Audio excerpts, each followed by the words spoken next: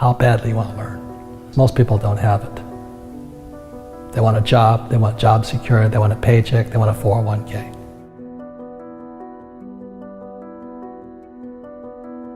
You've got to be so much smarter. If you want to be poor, I hate to say this, you can go to school, but you still won't learn anything about money. You know, there's a lot of people who can't make $1,000.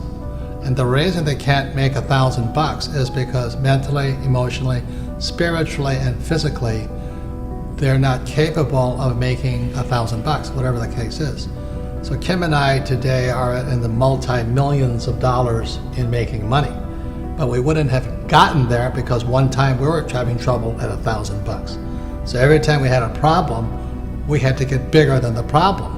For many people out there with $1,000 problem, they're not going to solve the problem until they personally develop themselves mentally, emotionally, spiritually, and physically to be bigger than $1,000 problem. There's 4 types of mindsets.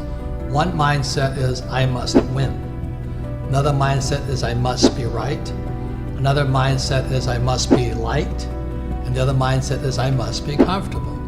So the people who must be liked and the people who must be comfortable will probably never make it as entrepreneurs, simply because, you know, we hear it all the time. I don't really want to be rich. I just want to be comfortable.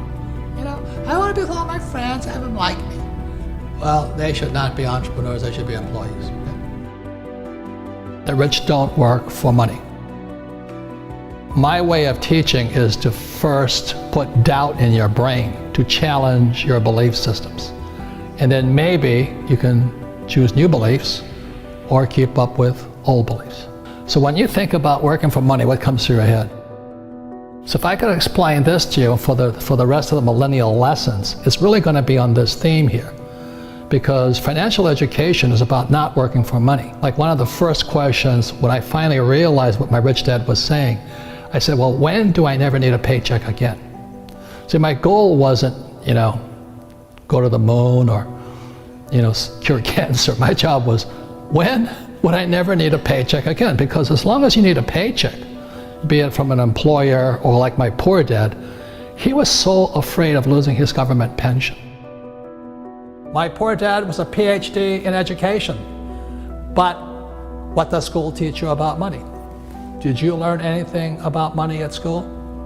Most people don't. So that's why I had my rich dad, who was my best friend's father, and he was teaching me what the rich teach me. If you want to be poor, I hate to say this, you can go to school, but you still won't learn anything about money. And education is more important today, but what do you learn about money? Most kids now going to school, they're coming out of school deeply in debt with student loans, still not learning anything about money. Look at the middle class. You know, they may have high-paying jobs, but the jobs are going away. One of the most important things you have in your life is time. It's one of your greatest assets, or it's your liability. And being, you know, I just turned 70, and I have friends who have nothing. I mean, they have zero. Now they've made a lot of money, but they have nothing here. They have nice houses, nice cars, you know what I mean? And being young is great, except it can be a liability to you. Because when you're young, you're just having a lot of fun and life's exciting, you know, it's new. But the thing is so many people spend their time focusing here. They want to make a lot of money. And I can hear it in their words. I want a career. This is career. Okay, or I'm going to start my own business. And this is the chart here, which we've seen.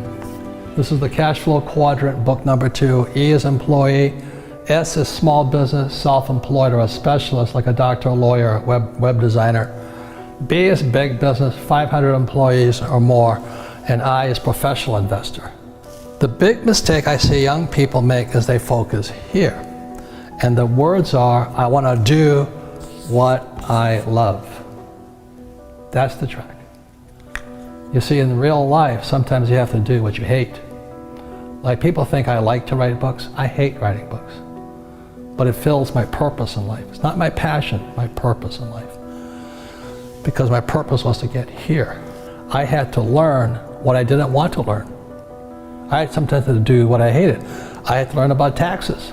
I had to learn about debt. I had to take classes. I had to learn about insurance. So I was doing a lot of things I hated doing so I could come over here. These guys never do this because they live their passion. I want my passion. So the big mistake for young people is I'm going to do what I love, which is fine over here. But what do you love the most? Well, I loved my freedom. And I know it sounds greedy, but I love making money. I'd rather have a lot of money than no money. I've been both. I've been broke, I've been down, everything, but I'd rather have a lot of money. And what I'm saying to the millennials right now, invest in what you love. Most young people, or should I say, short-sighted people, they think this is it or this is it. But this is the one here. The reason I make more money is because it's not what I'm doing what I love. I do sometimes what I hate so I can have the assets that I love. I love having a business. So the business affords me the lifestyle I want. And then I invest in real estate. This is what I know. The higher the risk, the more education it takes. How badly you want to learn. Most people don't have it. You've got to be so much smarter. And most people, they have it. They have that ability to be that smart, but they rather do what they love rather than invest in what they love.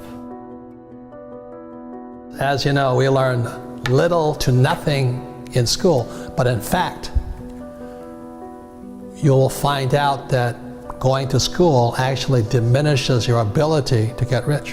You know, so that goes counter to what everybody tells you. You go to school, get a job, and you'll make money. And that worked probably 1,000 years ago, not working today. The number one reason to be an entrepreneur is not about money. The number one reason to be an entrepreneur is personal development. So the lesson to young people is don't take a job for the money, take a job for what you're learning. When you look at a job, you look at what can I learn more than how much can I make. And I think that's the biggest challenge. And if you look for a job where you can learn a lot, the harder the job, the better it is.